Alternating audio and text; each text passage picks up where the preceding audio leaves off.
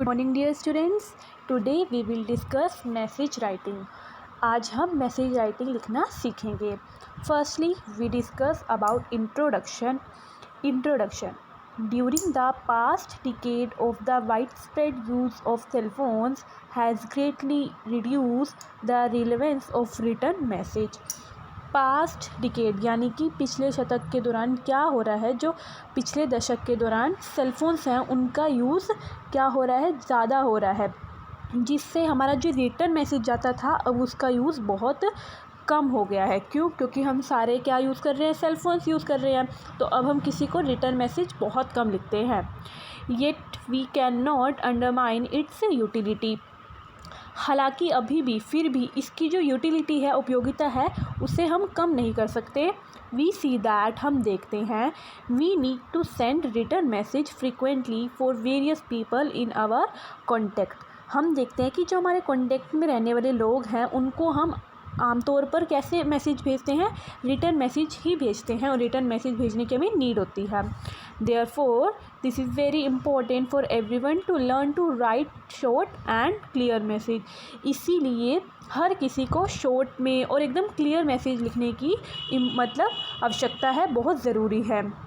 The purpose of writing a message is to send information or a piece of news to someone who is not present at the moment। अब इसका purpose क्या है, मतलब कि जो message लिखने का पर्पस है वो किसी ऐसे व्यक्ति को, ऐसे पर्सन को कोई मैसेज पहुंचाना है, सूचना पहुंचाना है जो इस टाइम प्रेजेंट नहीं है, मतलब इस टाइम वो अभी मौजूद नहीं है। Quite often the message or on the question on message writing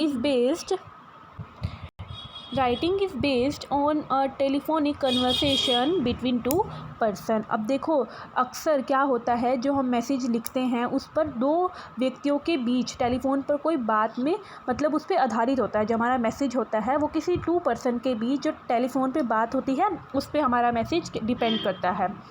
it is expected that the important information contained in the conversation is conveyed to the third person. और इसमें क्या होता है कि सबसे इम्पोर्टेंट जानकारी क्या है, जो हमारी बातचीत होती है वो किसी तीसरे पर्सन के ऊपर होती है। However, there may be question where students are supplied only some notes or hint and are asked to convert the same in a message for someone।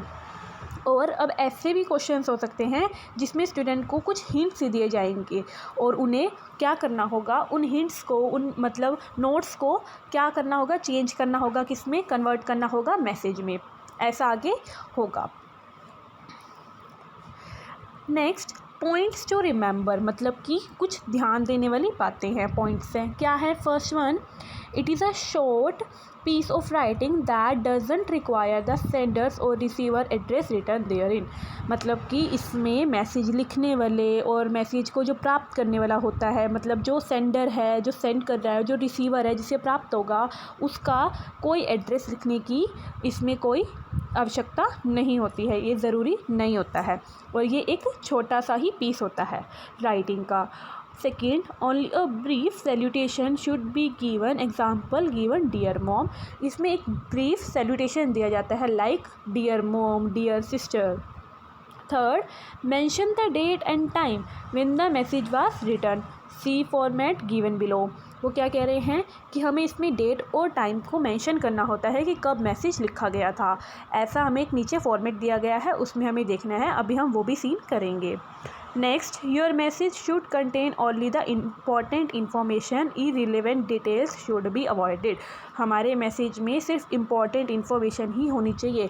Irrelevant detail कि जो हमारे इम्पॉर्टेंट नहीं है, ऐसी बातें को हमें अवॉइड करना चाहिए, उनसे बचकर रहना चाहिए, वो नहीं लिखनी चाहिए।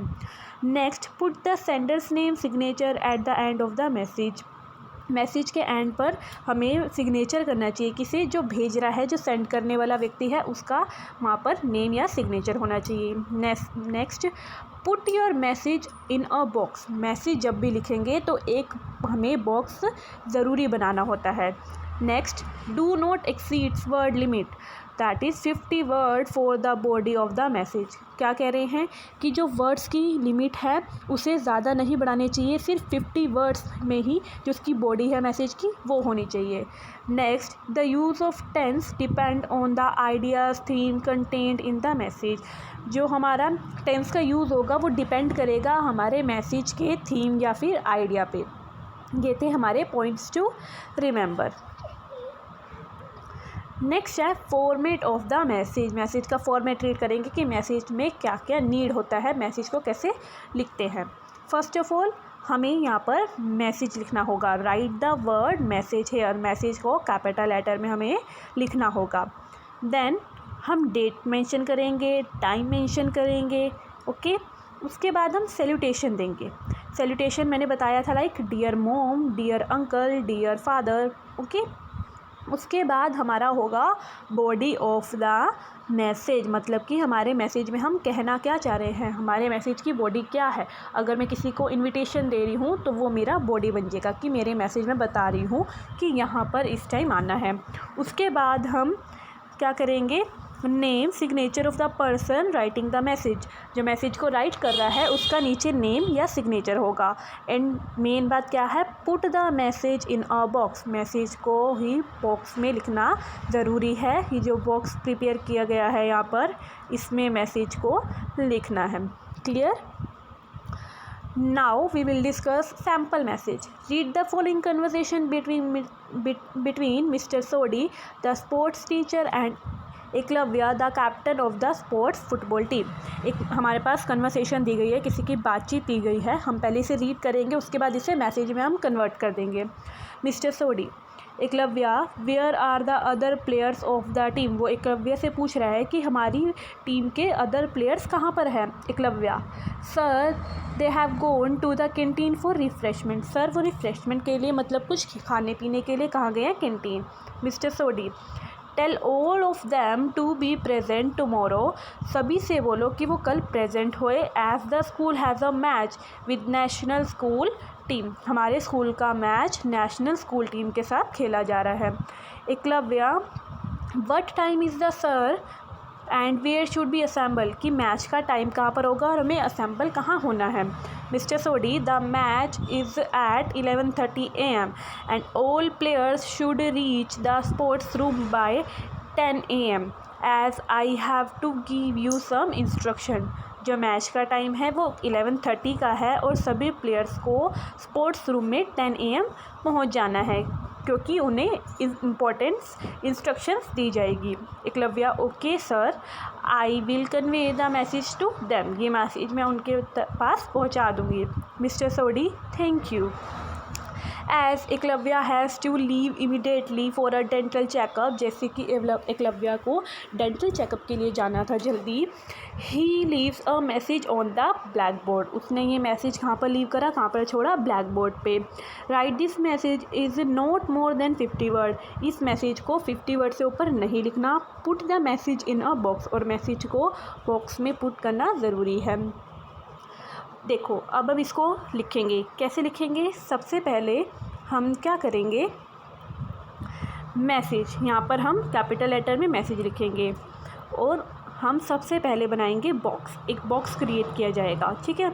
उसके बाद क्या था, हमें डेट मेंशन करनी थी, देन टाइम मेंशन करेंगे, उसके बाद सैल्यूटेशन। अब देखो वो किससे मैसेज कन्वे कर रही है, टीम मेंबर्स को, तो क्या हो गया, डियर टीम मेंबर्स, ठीक है। उसके बाद our sport teacher Mr. Sodi wants all members of the football team to assemble in the sports room tomorrow at 10 AM as we have a match with the national school team at 11:30 AM।